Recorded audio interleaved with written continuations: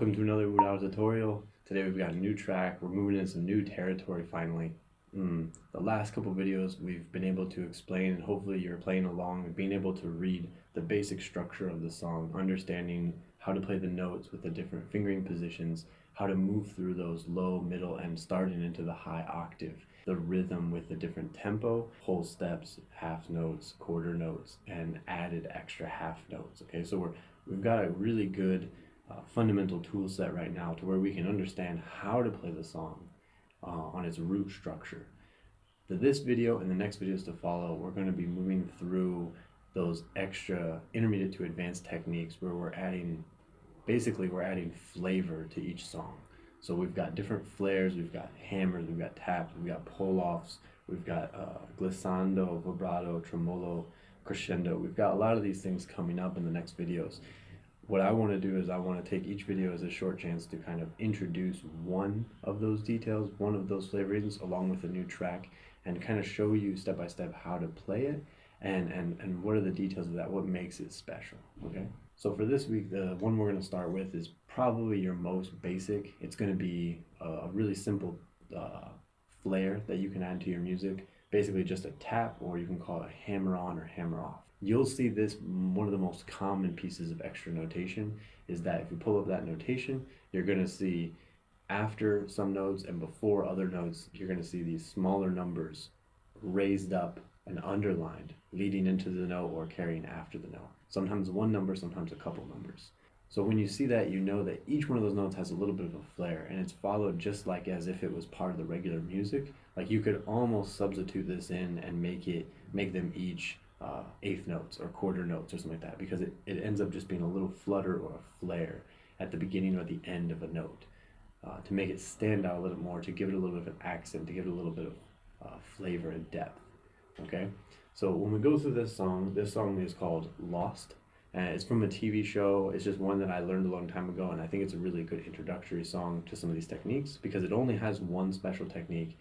And not only that, but it's also working on you changing the fingering pattern, where a lot of people tend to get hung up, is this switch between the mid-range of the middle octave. So actually when you start repeating your finger pattern, when you get to fa and you go back down to sol, and then we start going back up until we get to the high, that midpoint, it tends to be a really good hang up because you get stuck switching from fa to sol or fa to la or things like this. So this is a really good track because it's slow. There's no real listed tempo, so it's a little bit free. Typically this is a really, really slow song, so you can kind of play with the speed a little bit.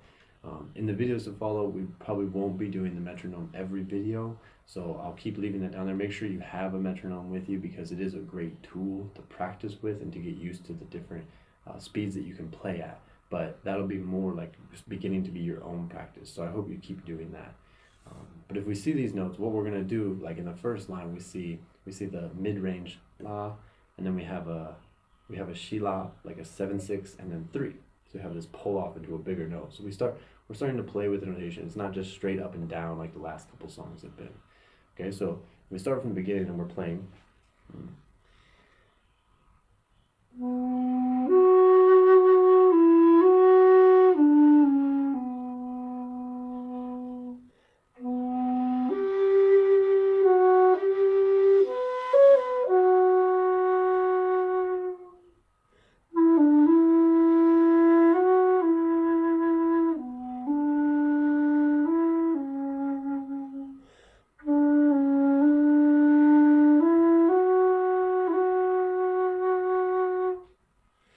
Okay, so that second one, that 2 to 3, is going to be really simple to play. It's just going to be when you hit that,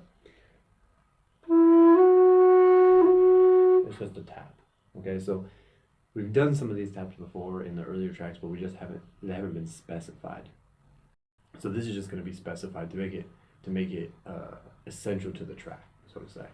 Then we have another one at the top that actually has 2 after it. So the whole step is still going to be the mid-range la, the 6, but then we want to have a 7/6, like a flare off right after it. So if we start before that, we have